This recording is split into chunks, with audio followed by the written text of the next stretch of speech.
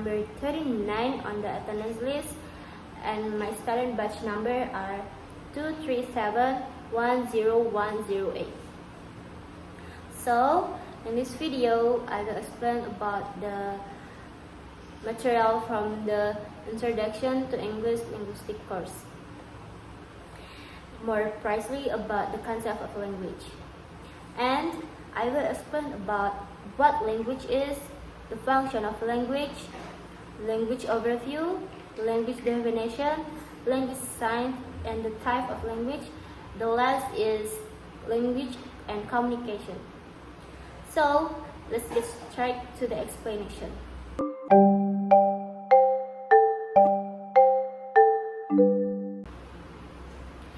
The first one is, what is language? Based on the model that I read, language is a system of communication based upon words and the combination of words into sentences.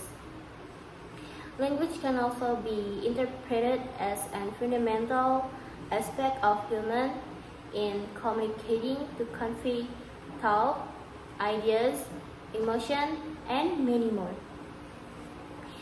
But in my own opinion, language is a tool used by humans to communicate with each other. Still related to language, now I will explain about communication. Communication is divided into two types, namely linguistic communication and non-linguistic communication. What is linguistic communication? Linguistic communication is communication through language, while non-linguistic communication is communication through smiling, laughing, shrugging, and so on. The examples of non-linguistic communication, we can look at chimpanzees, gorillas, and orangutans, composing their faces in numerous ways and moving their hands or arms in different gestures, but they do not have words and sentences. We can also take the example of a group of bees that move in certain pattern to tell their fellow workers where to find honey, but apparently not very much else. In addition, we can take an example from the birds that sing different songs, whose main functions are given their territory or to attack a mate. Udah anjir, lihat lah. Siapa? Dia lagi ya, buat tugas video. Language is an exclusive human property. Among the characteristics that make relatively clear distinction between linguistic and non-linguistic communication. Meaningful are two particular and important things. They are double articulation and syntax. Now, I will talk about double articulation. Language have tens of thousands signs, and the term of double articulation refers to the fact that the normal size of these signs are built from a relatively small repertoire, usually between 10 and 100 of meaningless sounds. In a language without double articulation, the formal size of all signs would be constituted by individual sounds, and the number of different sounds will be equal to the number of signs. Then, I will discuss about syntax. Based on the model, syntax is a mechanism that enables human beings to utter or understand an infinite number of sentences constructed from a finite number of building blocks. Without syntax, we would not be able to express other meanings, we will be able to express equal to the number of signs in the language. The ingenious invention that enable human beings to talk about everything that they can imagine is syntax. Syntax is used to put together signs expressing relatively simple meaning into signs combination expressing more complex meanings. Now let's talk about the function of language. We use a language for an almost infinite number of purposes, from writing letters, gossiping with our friends, making speeches, and talking to ourselves in front of the mirror. Overall, language has several functions, including communication. It facilitates interaction between individuals and groups. For education, let's say this is a tool for teaching and learning knowledge. For self-expression, a means of expressing feelings, ideas, and creativity. Then for social organization, helps in building social structures and community relationships. In the module, language functions are divided into two types, namely micro function of language and macro function of language. Micro function, as the name suggests, cover the particular individual uses, whilst macro function relate to the larger, more general purposes underlying language use.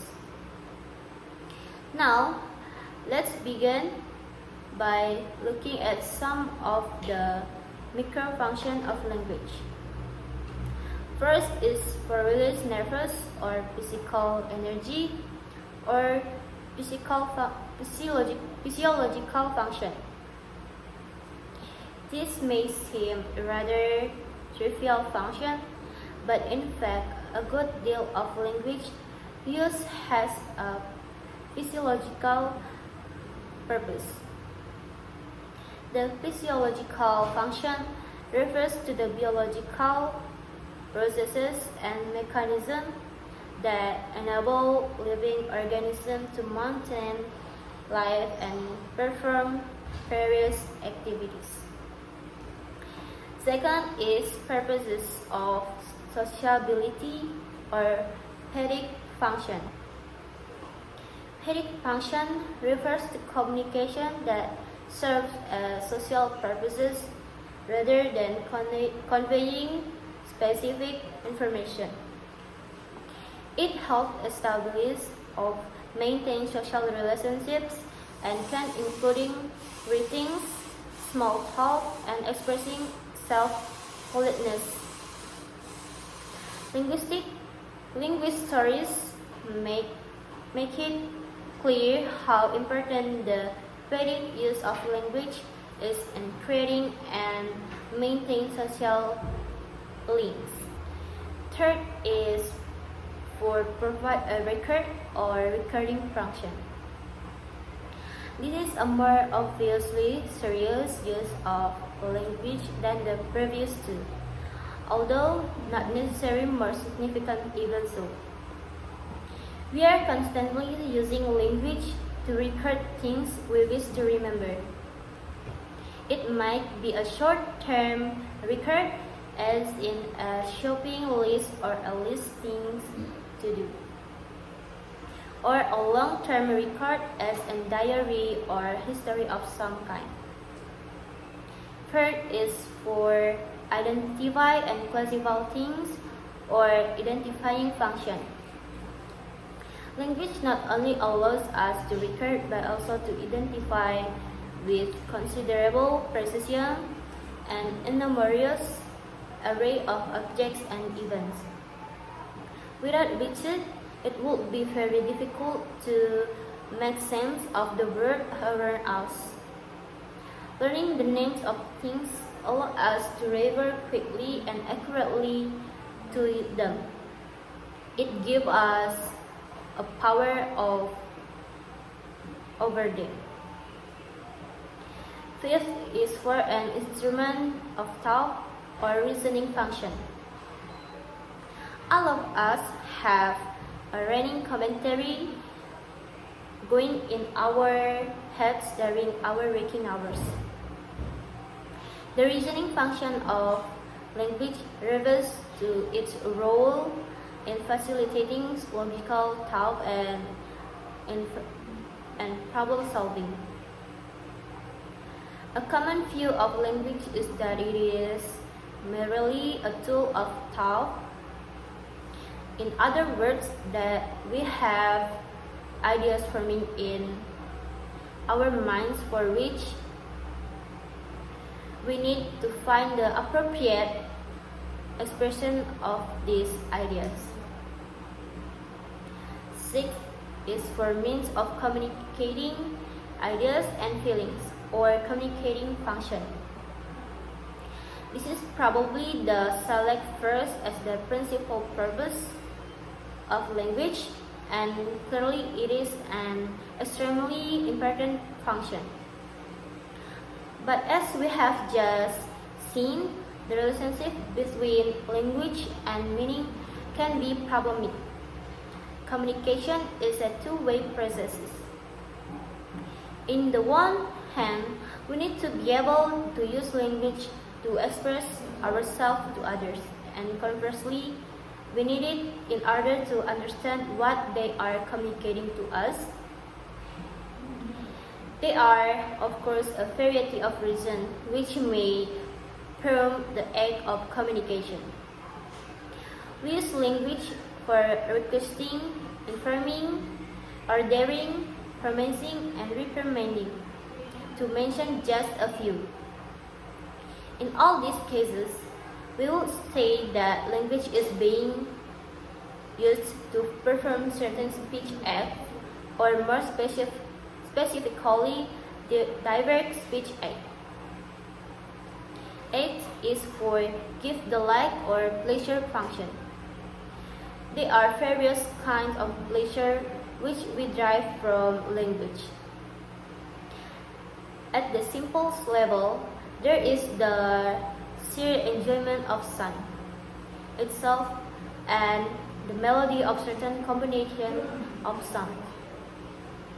Most poetry exploit the function. Devices such as onomatopoeia, alliteration, and assonance all draw on the pleasure we find in euphony, as do rhythm and rhythm. Now, let's move to the macro function of language. Macro function of language are the way language is used to express communicative intention. Michael Halliday and called them meta function.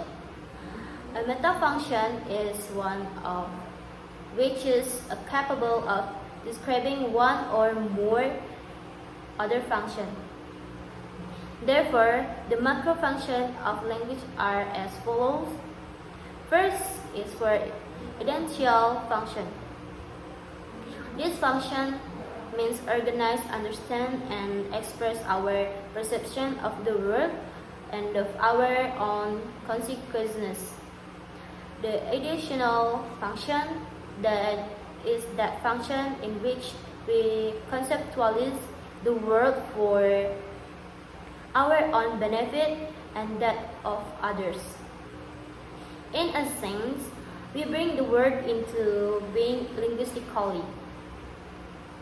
Second is for interpersonal function. This function relates to the use of language to establish the maintain social relationships. It helps manage interaction between individuals, expression emotion, and indicates social status.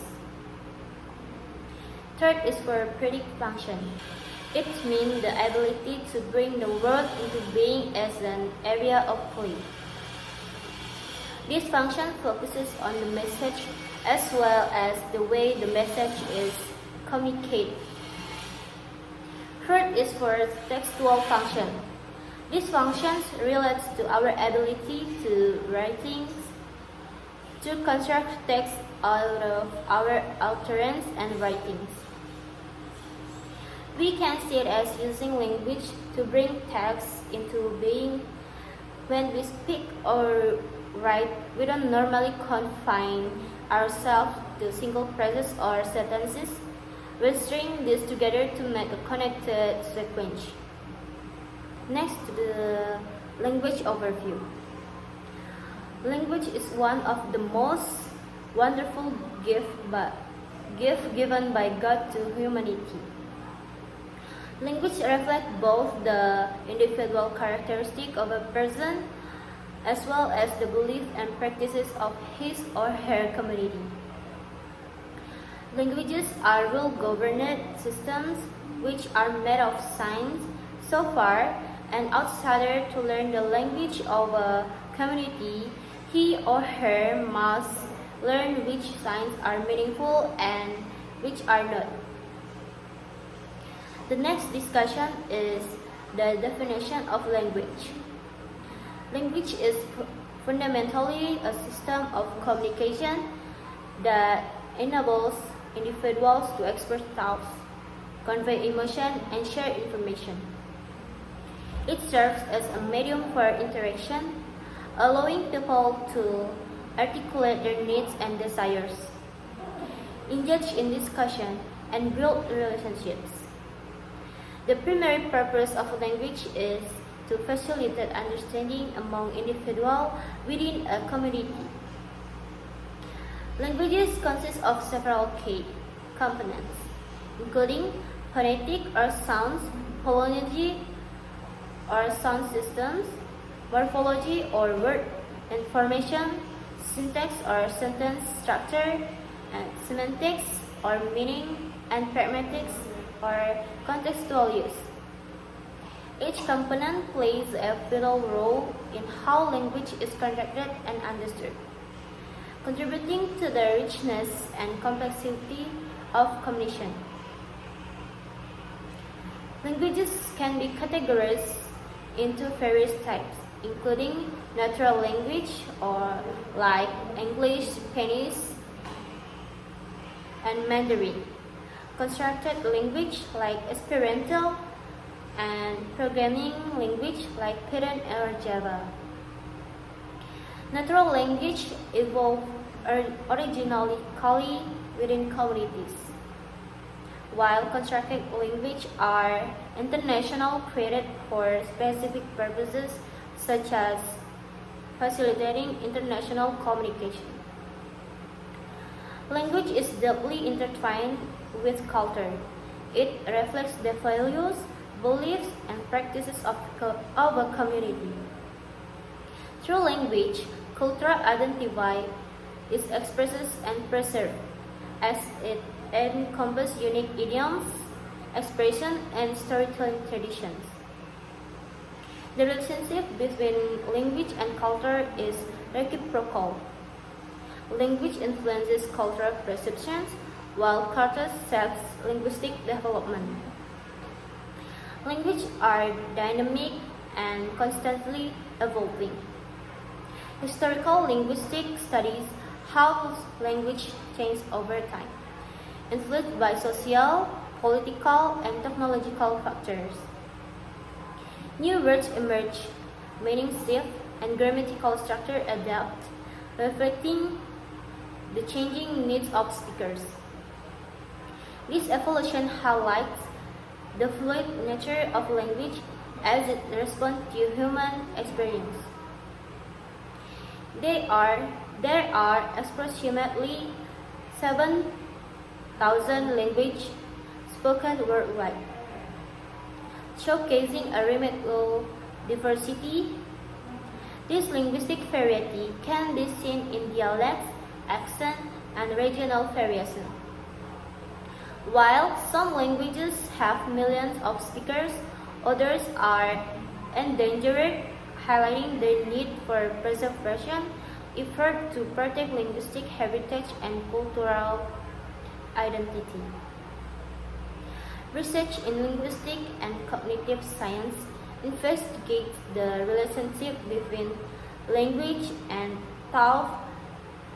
Some theories suggest that language shapes how we perceive and categorize experiences, while others argue that thought can exist independently of language.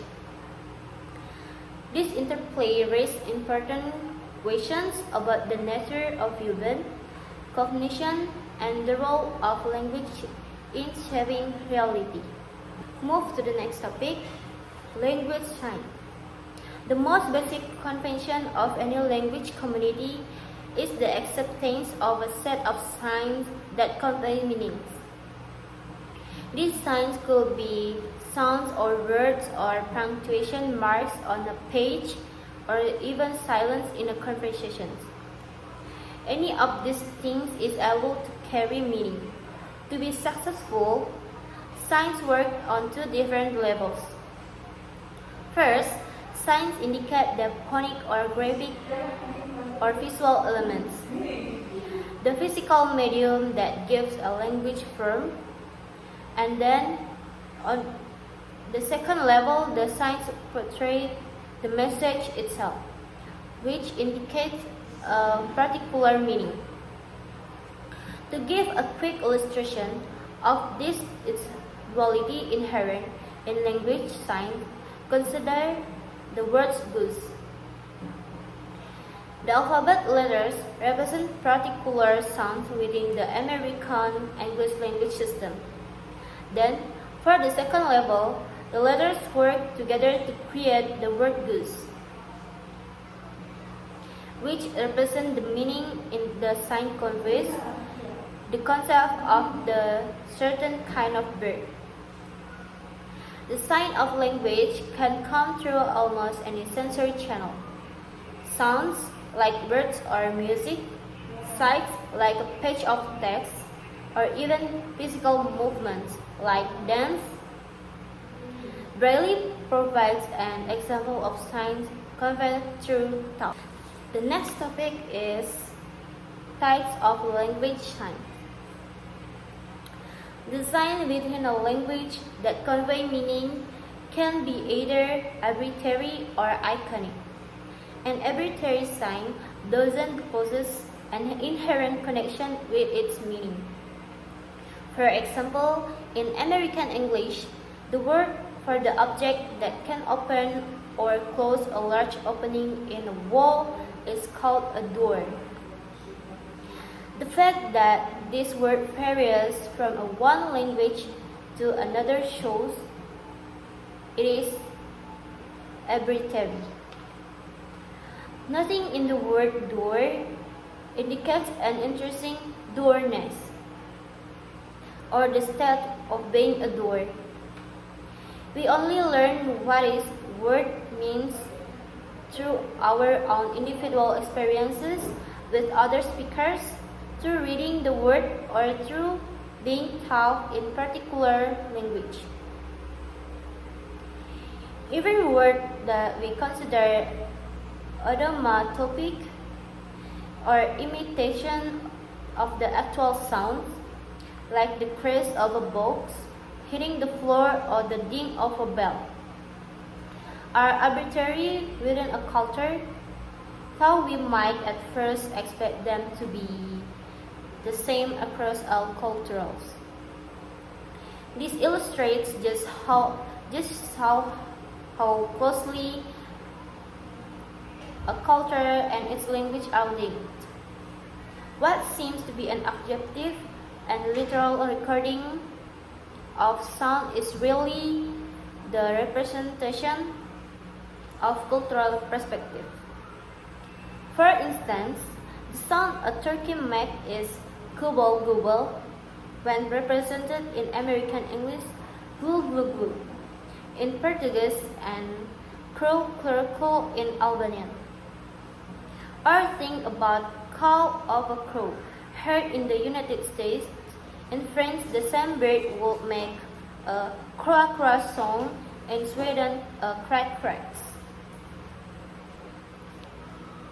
The other type of sign, an iconic sign, works on a visual or auditory level to convey its meaning immediately. For example, the picture of mouse conveys the concept of mouse to anyone who looks at. No matter if the person uses the English name mouse or the French Lausaurus. No matter what the negative language, anyone who hears a rooster crowing will immediately associate the concept rooster with that song.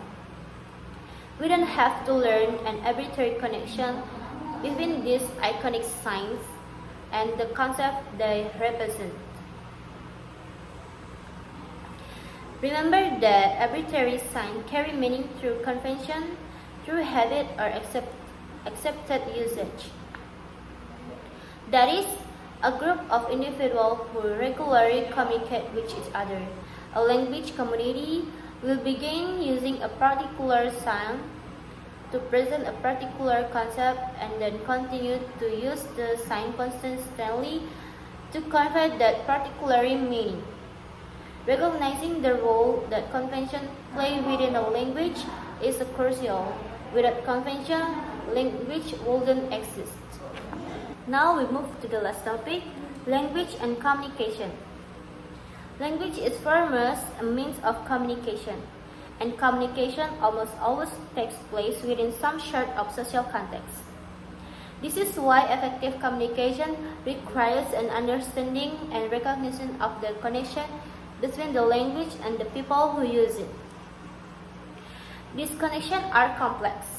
For example, they tell you when you to use slang with a friend or formal language with a boss, how to judge a candidate's campaign speeches, and whether to abbreviate an email. All of these acts require knowledge of the language, as well as the cultural and social force acting on that language.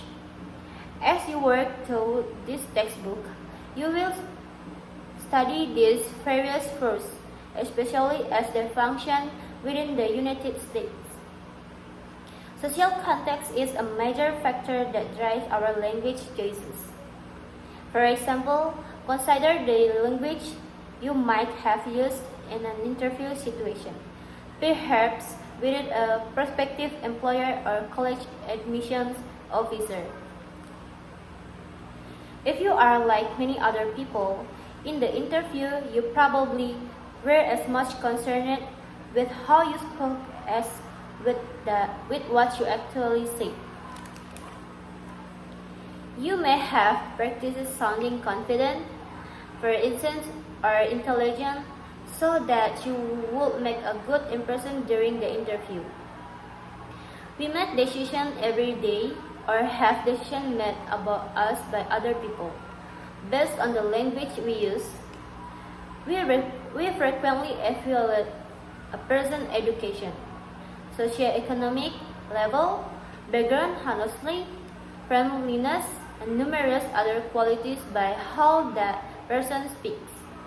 And when we want to make a particular impression or someone else, we consciously choose our language just as we choose our hairstyle or clothing.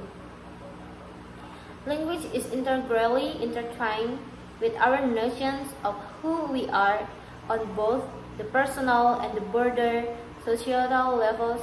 When we use language, we communicate our individual thoughts, as well as the cultural beliefs and practices of the communities of which we are a part, our family, social groups, and other associations.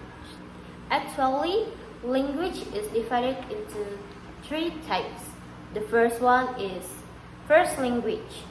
First language is the language which a child acquires when the child learns to communicate with people around.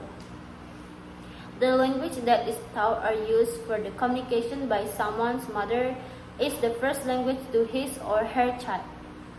The child first learns the language that is his or her native language. The second language. The term second language can refer to any language that is learned subsequent to mother tongue. Thus, it can either refer to the learning of third or L3 or third language or L4. The main objective of the second language is to enable the speaker for wider participation in society and the nation, leading to secondary socialization. Hence, the second language is usually the official language of a state or national language. The last is foreign language. Foreign language is a language which is not a native language in a country. A foreign language is usually studied either for communication with foreigners who speak the language. So guys, that's all from my explanation video. Sorry if there are word mistakes and wrong pronunciation. Thank you.